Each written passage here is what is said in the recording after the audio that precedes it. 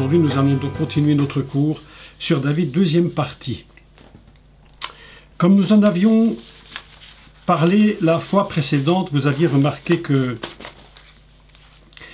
le roi David, parce que ce qui est encore assez surprenant, c'est que dès le départ, on ne parle jamais du roi David. Je ne sais pas si vous avez remarqué ça quand vous lisez la Torah, pas la Torah, mais le livre des rois, on ne parle pas du roi David, on ne parle que de David. La notion de roi viendra plus tard. Et même quand il a l'onction, que Dieu le oint, on ne parle pas du roi David, on parle seulement de David. Et c'est même son nom, je vous expliquerai pourquoi, n'est pas cité. Alors c'est assez surprenant parce qu'on a tellement l'habitude de parler du roi David, mais il y a quand même des particularités. Donc aujourd'hui, je voudrais revenir, si vous voulez bien, sur quelque chose de très très surprenant, où nous en étions arrivés la fois passée. Vous vous souvenez que je vous avais parlé d'Élisée, des 42 adolescents, comme on les a traduits en français, c'est pas très très bon comme traduction, mais on ne sait pas beaucoup traduire autrement, c'est compliqué, mais je pense qu'il faut lire autrement le texte. Donc je vous avais parlé des 42 adolescents qui représentaient en réalité les 42 générations entre Abraham et le Mashiach. C'est assez invraisemblable. Vous savez, parfois des gens m'écrivent, et cette semaine quelqu'un m'écrivait, une personne m'a écrit 2-3 emails assez longs, enfin 2-3 chats, oui, assez longs, me disant que, entre guillemets, j'étais un peu dans du délire et que je raconte un peu du tout et du n'importe quoi. Alors bon, qu'est-ce que vous voulez qu'on fasse? On ne peut pas être compris de tout le monde. Néanmoins, je voudrais quand même attirer votre attention sur un point très très intéressant, et je pense que ça échappe. Je pense que ça échappe à la plupart des personnes concernant quel est le chemin que Dieu utilise depuis le commencement de l'univers, depuis le commencement du projet divin, jusqu'au moment où le Messie va venir sur terre. Il y a quand même un secret qui est caché dans l'évangile de Matthieu. Et je voudrais quand même vous le faire remarquer parce que vous avez reçu donc les documents, si vous les avez pu les voir ou les imprimer. Je sais qu'ils sont arrivés un petit peu tard, mais je les ai faits ce matin au dernier moment.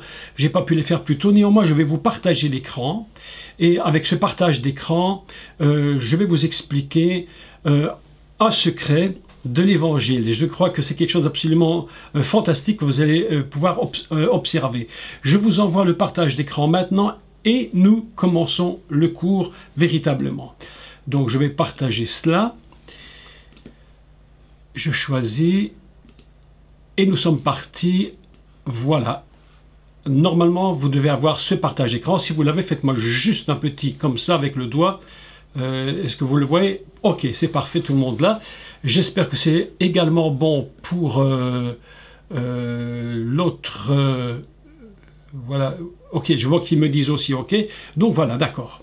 Écoutez, donc voici ce qui se passe. Nous allons reparler de David, mais je vais redétailler un peu le texte parce que vous allez voir quelque chose d'assez surprenant. Quand on le lit à la première lecture, en général, je crois même que, est-ce que j'oserais dire, que la plupart des personnes, lorsqu'ils lisent l'évangile de Matthieu, rares sont ceux qui vont s'attarder au premier verset de l'évangile de Matthieu qui parle des généalogies. Vous savez, je vous l'ai dit souvent, moi-même, autrefois, je ne lisais pas les généalogies parce que je trouvais que c'était tellement ennuyeux, mais tellement pénible. Je me disais, mais c'est pas possible, mais comment je pourrais lire ça pendant des heures? Mais c'est incroyable. Mais en réalité, cela cache un secret absolument gigantesque. Les généalogies sont quelque chose de fabuleux. C'est une dimension fantastique concernant le chemin messianique et les secrets qui s'y cachent. Donc, je ne sais pas si Pascal est en ligne ce matin, mais enfin s'il n'est pas là, c'est pas grave, mais je le dis parce qu'il a commencé un travail qu'il m'a envoyé d'ailleurs, qui peut aussi vous intéresser d'ailleurs. Je peux aussi vous envoyer, si ça vous intéresse d'ailleurs, sur les généalogies. Il a pris du temps, et ça lui prend des heures sur les généalogies. Il m'a dit, écoute, j'en peux plus, j'arrive au bout, je me demande si je vais continuer, mais je lui dis, mais écoute, c'est formidable que tu fasses des généalogies, parce que c'est un boulot que personne fait, quasiment. Il y en a qui l'ont fait, évidemment, mais par rapport à moi-même, je n'ai pas pris le temps de le faire, j'ai seulement pris quelques cas particuliers. Mais lui, il a pris du temps pour faire ses généalogies. Donc, si ça vous intéresse, à la limite, vous me faites un petit chat ou un petit email et vous me dites, écoute, ça m'intéresse, et vous me faites un grand coup de tête comme... comme Marie-Laure, et puis je vous l'enverrai. Aujourd'hui, c'est très rapide pour être envoyé. D'accord? Merci à Pascal. D'accord. Donc, nous allons, écoutez bien, commencer doucement la lecture de l'évangile de Matthieu. Nous allons lire le premier verset. Celui qui contient le secret du mystère du mystère. Il y a dans ce premier verset de l'évangile de Matthieu, je le relisais ce matin dans des versions différentes hébraïques. Alors je vois que tout le monde dit envoyez-les-moi, donc je vais vous les envoyer. C'est promis, promis, promis. Je vous les envoie, d'accord? Feuille par feuille, voilà. Donc je disais que nous allons lire ensemble. Prenez votre Bible si vous l'avez en français, parce que très peu de personnes ont les évangiles en hébreu, mais qu'importe, tout est écrit sur ce que vous voyez maintenant en ligne. Et nous allons commencer uniquement le premier verset pour l'instant, et je vais vous expliquer comment ça fonctionne. C'est absolument gigantesque. Commençons, si vous voulez. Alors, on commence par généalogie. Alors, en hébreu, on va dire le livre des engendrements. Mais en français, traduit, mais le livre des engendrements, c'est aussi très intéressant, parce que ça nous conduit dans des engendrements de générations. Donc, généalogie de Yeshua HaMashiach, je suis obligé de le dire en hébreu, on peut le dire en français, évidemment ça veut dire la même chose, le même sens, mais si je ne le dis pas en hébreu, on va rater quelque chose, d'où le secret du texte. Donc, généalogie de Yeshua HaMashiach, ben David, ben Abraham.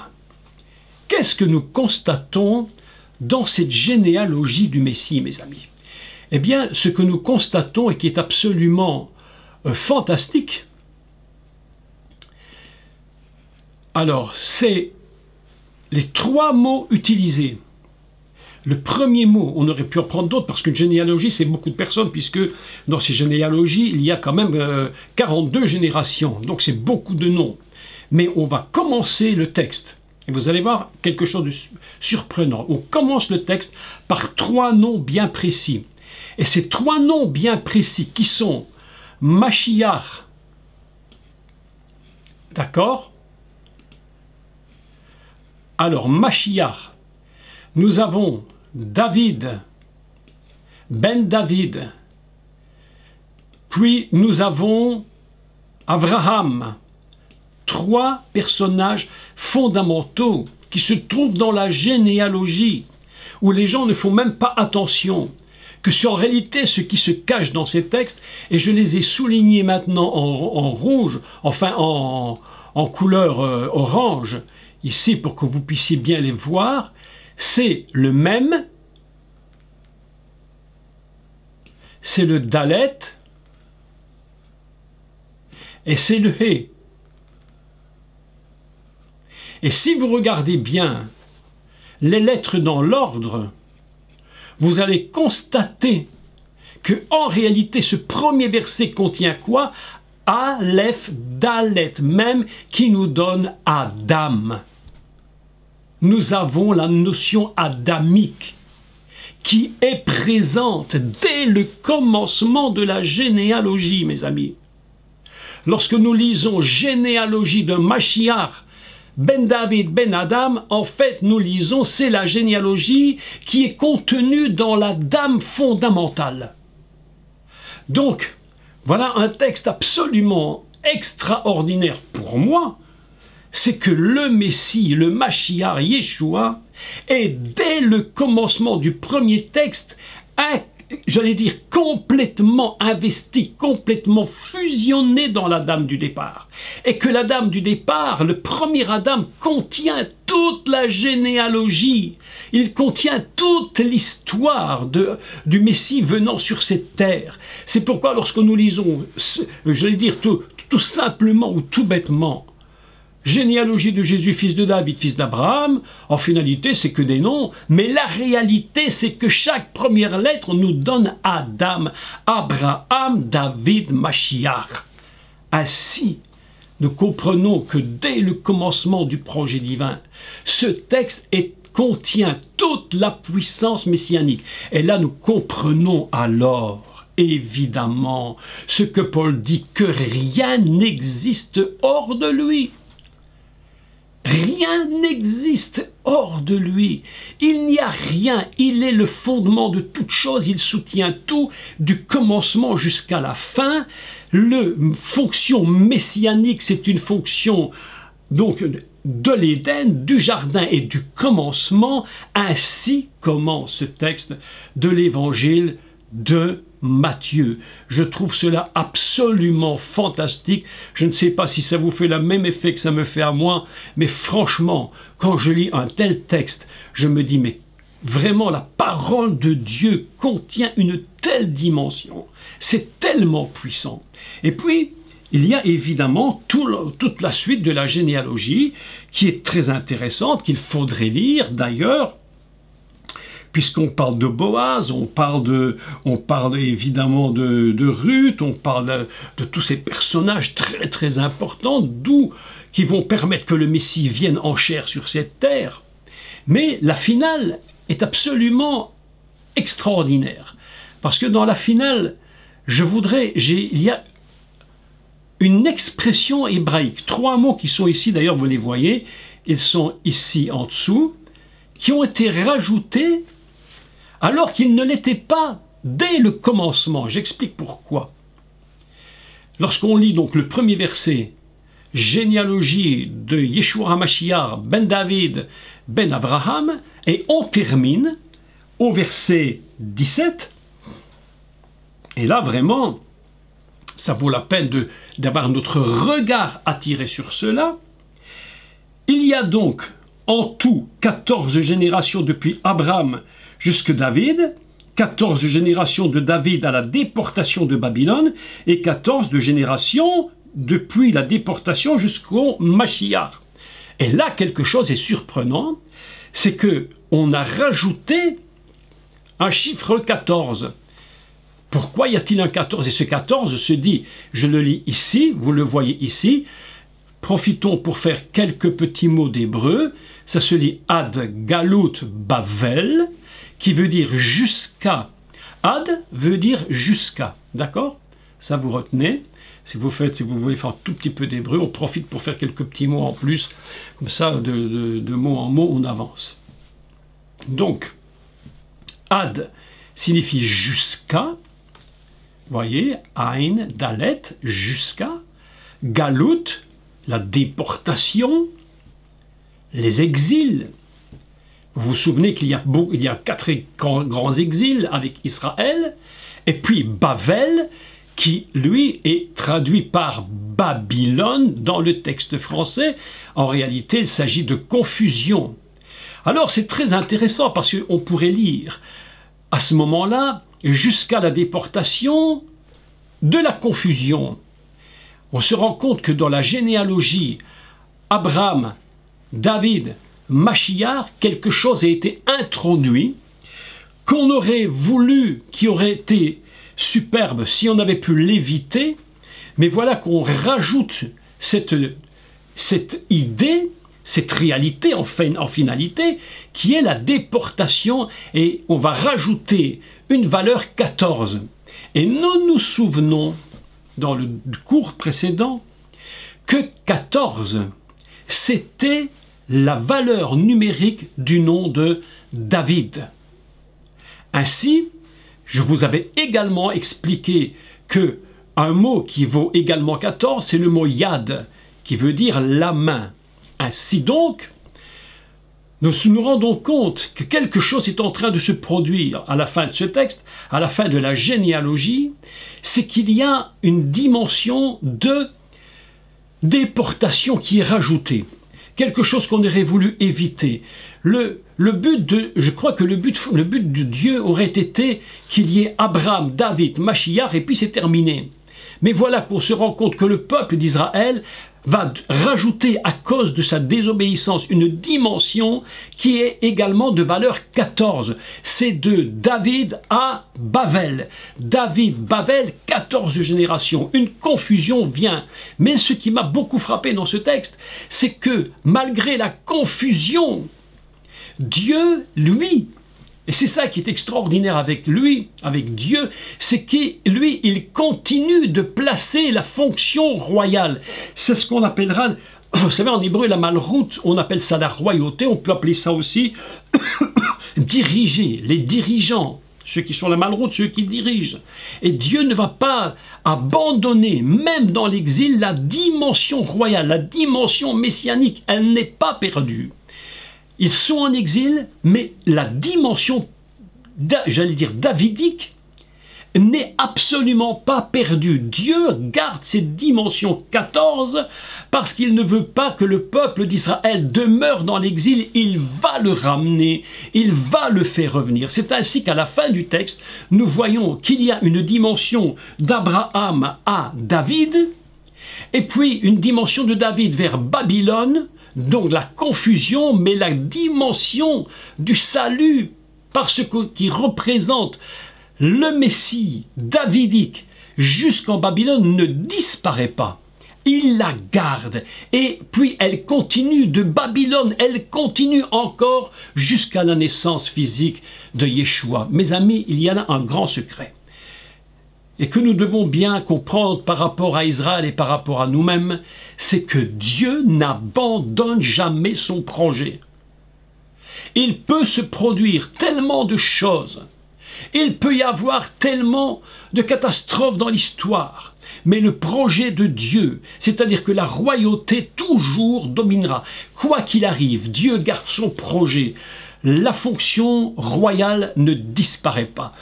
Aujourd'hui, dans l'histoire, nous voyons combien on essaye de faire tomber, j'allais dire, Israël, Jérusalem. Celui qui touche à Jérusalem, il touche à quoi, mes amis? Il touche à la ville du grand roi, il touche à la ville de David, qui d'ailleurs elle-même s'appelle Sion.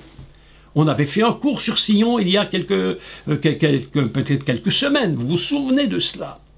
Et il voudrait bien que Sion, que la dimension Jérusalem disparaisse à tout jamais. Mais voilà que la Bible nous enseigne, à travers cette généalogie, que malgré qu'il y a 14 générations entre David et Babylone, la royauté ne disparaîtra pas. C'est complètement prophétique. La royauté ne disparaîtra jamais.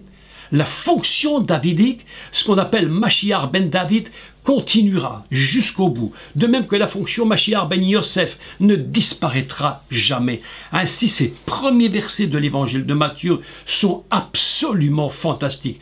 Lorsque j'ai lu ça, je me suis dit, mais pourquoi? Pourquoi faut-il encore parler de Babylone à ce moment-là?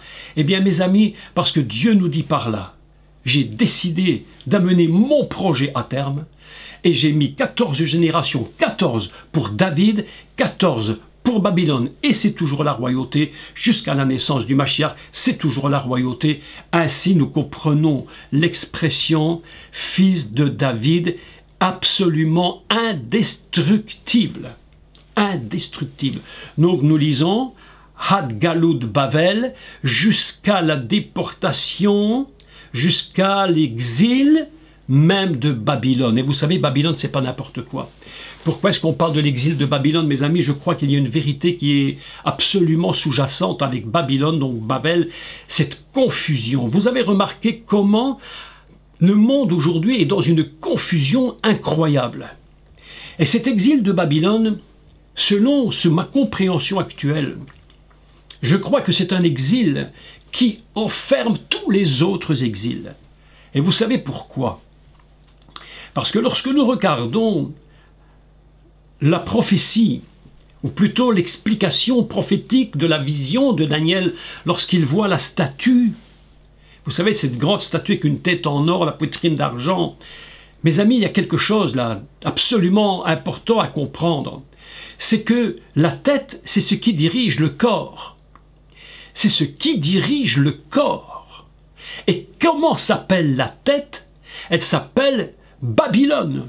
C'est l'or, la tête en or. C'est-à-dire que le monde entier, tout exil confondu, que ce soit l'exil perse, l'exil grec, l'exil romain, est sous la, j'allais dire, sous la couverture complète de ce qu'on appelle la confusion. Il y a une confusion absolument terrible. C'est pourquoi ce texte de Matthieu est absolument fabuleux. Lorsqu'il dit 14 jusque Babel, c'est-à-dire que la fonction messianique jusqu'à la couverture totale du monde jusqu'à aujourd'hui, mes amis, la fonction du roi David, Mashiach ben David, ne disparaîtra en aucun cas. C'est impossible. C'est une impossibilité totale. Ils peuvent faire ce qu'ils veulent, mais Jérusalem, Israël, retrouvera le roi, celui qu'on appelle le Mashiach. C'est pourquoi il est conçu, il est compris à l'intérieur complètement de la notion Adam, Abraham, David, Mashiach. Ainsi, vous avez deux lectures de l'évangile totalement, absolument, je trouve ça absolument colossal, mais maintenant, bon, chacun imagine un peu la lecture comme il le veut, mais moi, lorsque je lis le premier verset et que je lis le verset 17, je me dis quelque chose est étrange. Ça ne paraît pas à première vue, mais en réalité, on rajoute une notion qui dit jamais, jamais la royauté ne disparaîtra d'Israël.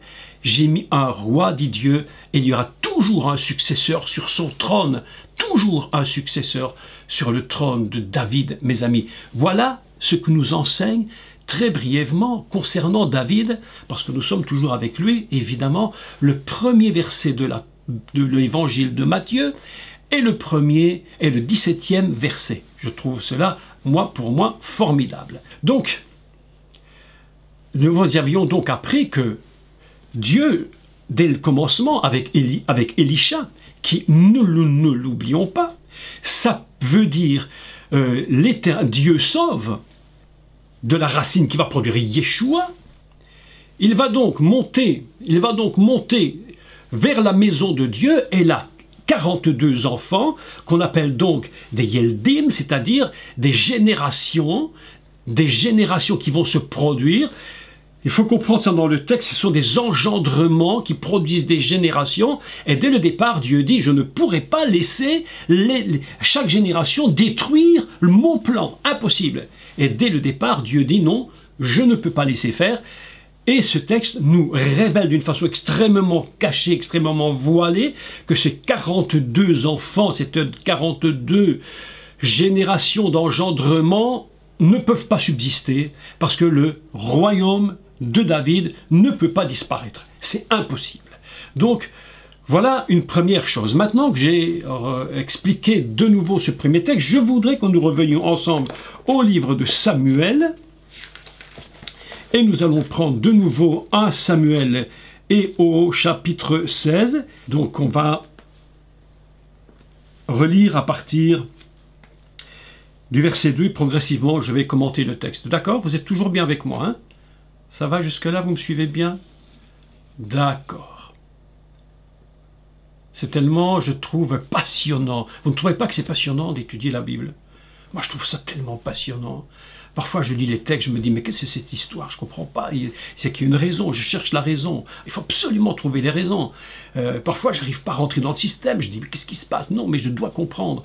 Alors, je prie, je dis, mais Seigneur, mais Dieu, je dis, mon Dieu, aide-moi, fais-moi comprendre quelque chose.